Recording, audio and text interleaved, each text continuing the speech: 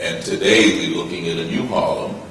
So the politics of all of that, I think we're very involved in trying to make sure that we built institutions.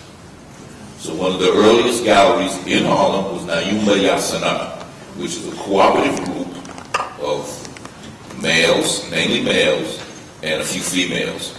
And that was not only political, but cultural.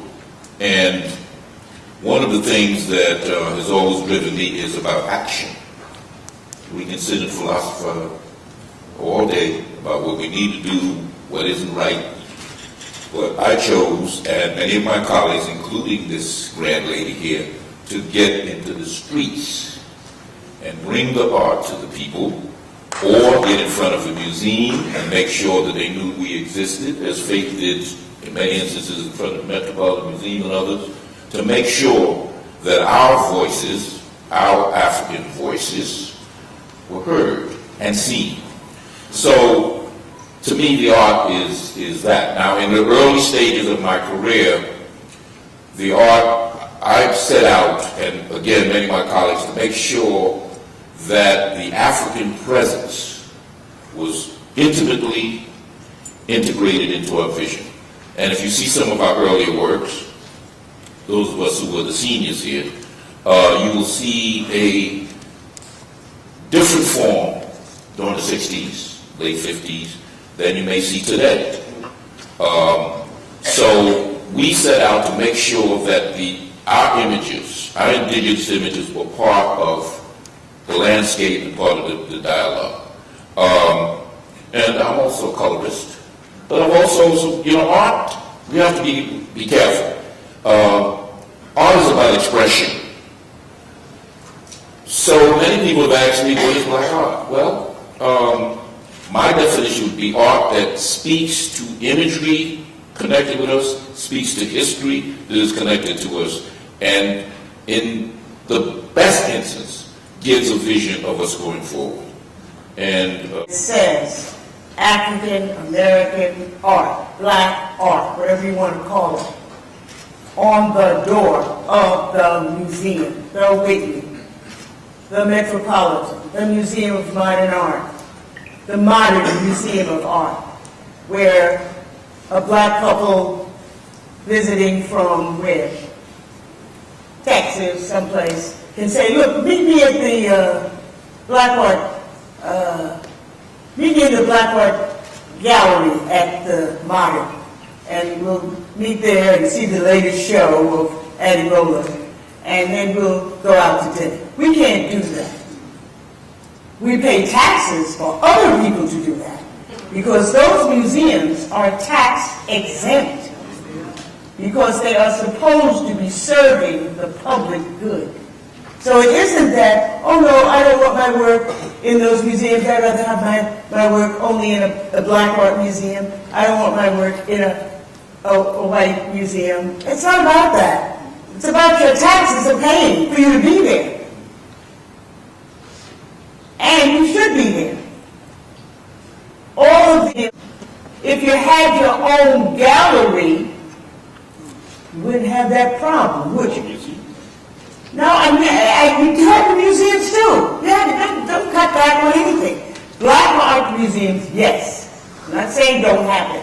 I'm simply saying you are paid to be also in the so-called white art museums. It's like saying kids can only go to black schools. Every school they go to has to be black. Now, they're paying, we're all paying for the Board of Education to train all our children, teach them all. Try to understand what I'm saying. You don't give up anything, you're getting more. When you're walking away from the Whitney, the Guggenheim, the Met, and the Modern, and saying, we have our own black art museums, you're not thinking. Because you can't do anything that's as big as that anyway. Because they got everybody's money. You just got yours. They have everybody's money. Okay? And you're walking away saying it's okay. It's not okay. Danny said kind of two things, post-Black, and then is there a need for institutions like this? And I don't think a lot of people understand within the art world exactly what post-Black refers to. It's a phrase that was probably coined about like 10 years ago. Pretty much you have younger artists coming up with a different experience. They didn't experience, racism the way it was experienced in the 40s or in the 30s. So their exposure to racism was more, I guess, polite. I don't know how else you want to phrase it. But also they're coming up out of an educational experience as well, because their parents had some wealth of them and afforded them advanced educations that afforded them the luxury to take on any subject that they wish to take on in their art, opposing to. We only have a few more minutes, so Sheila, which you guys can have that separate comment. Sheila, go ahead, please say. You guys covered pretty much everything, but I have to say, I hear what you're saying too, and I make that connection. But Do you agree with that? I think that there is a movement that represents that, but also I think the institutions that we are creating still are very essential. Every bit of whatever we can create, no matter how much we may have lack of resources or whatever level you're creating at, to create an environment is important, or a media, a platform. It's all very, very vital right now, still moving forward. And yes. I just want to say one thing, if I may, because there's an irony in this whole thing. We sacrifice our lives, physically, mentally, spiritually, in order to open doors for the younger generation. I dedicate, okay? And the irony is, in opening these doors, the younger generation, and I commend all of them, have fallen into this post-Black cycle.